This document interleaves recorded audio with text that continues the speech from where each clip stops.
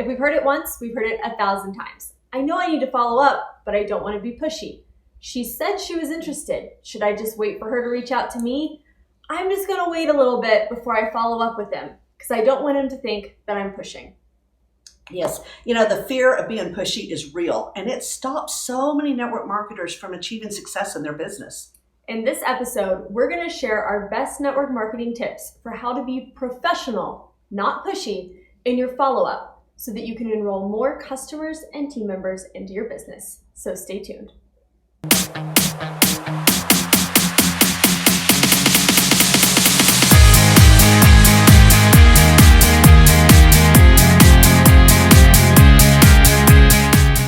Hey there, and welcome to Freedom Boss Babes TV. My name is Jordan Maylea, and I'm here today along with my mom and business partner, Kathy Schneider. We are a mother-daughter team who help driven network marketers like you with the simple strategies to grow your business quickly online without confusion and overwhelm.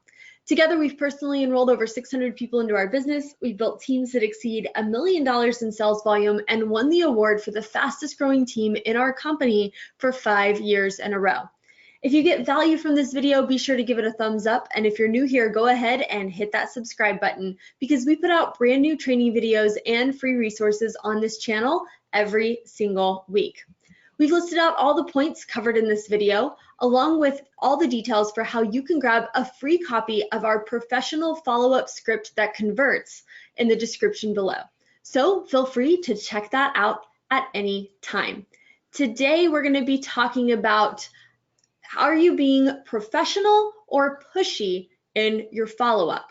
So let's jump in and get started. Diligent follow-up and follow-through will set you apart from the crowd and communicate excellence. John C. Maxwell. Ooh, how I love that quote. Yes, and it is so true. We found most people who feel like they're being pushy are really dealing with a mindset issue, not a skill set issue. But just in case you're a little skeptical, let us ask you a couple of questions just to make sure.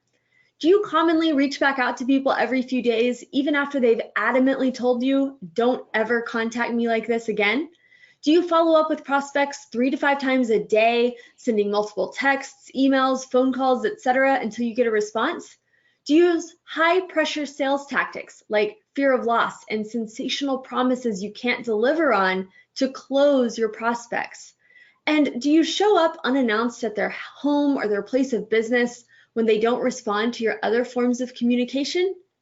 I'm going to guess that you probably answered no to most of these questions, if not all of them. Hopefully all of them you answered no to, right? And we hate to break it to you, but if you answered no to these questions, then you are not being pushy. It's all in your head. It's an imaginary story you've made up that keeps you in fear and out of action. But the best part is we can fix that. In order to overcome your fear of being pushy, you must recognize that by following up with someone who's expressed some interest in your products or in your business, you're being professional. You're not being pushy. Okay, maybe you don't believe us, so let us give you an example. Have you ever called a repairman, a service provider, or any kind of business professional expressing interest in their services? And have any of those professionals ever failed to call, come by, or follow through on a promise they made to you? We know it's happened to us, and we can tell you the first thing we do when that happens, we call someone else. Ray Higdon says, how you do anything is how you do everything.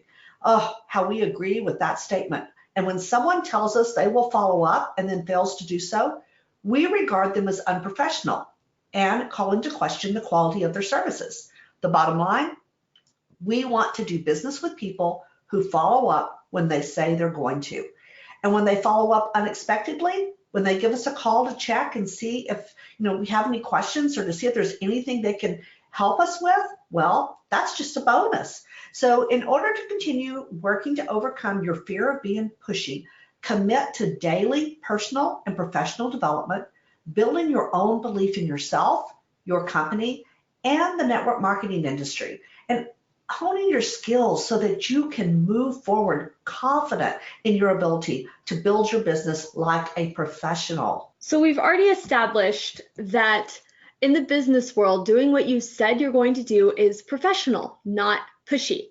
This provides a simple solution for how to be professional versus pushy which is work from appointment to appointment. In other words, never end one conversation without setting up an appointment for the next conversation.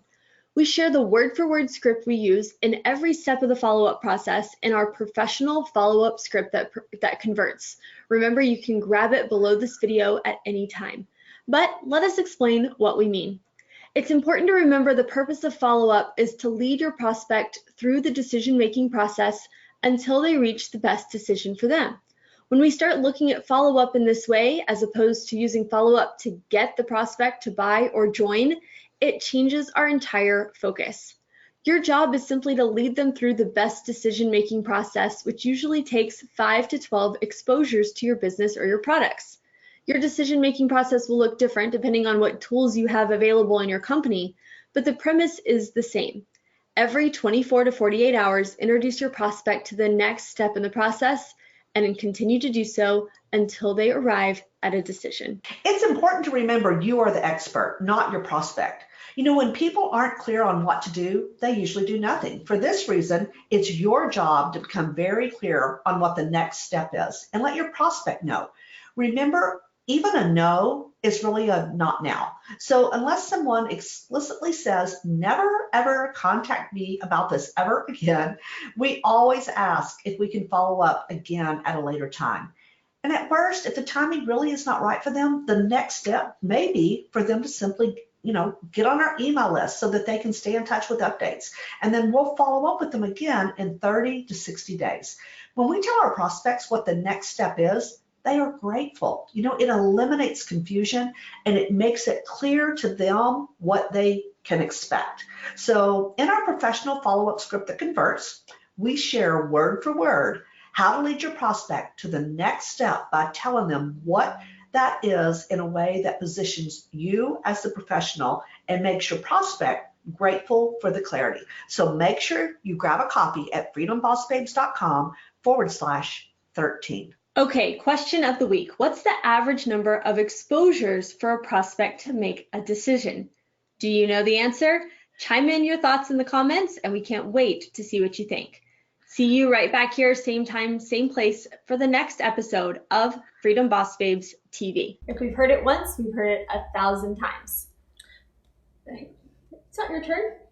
Oh, I wasn't even reading this up here. I was thinking it was just this and this. I was like, no. I have a whole paragraph. I decided to add some stuff to it. No. I was like, cool. Let's just ad lib. Let's go for it. I have a whole paragraph. I was wondering why she came up on me.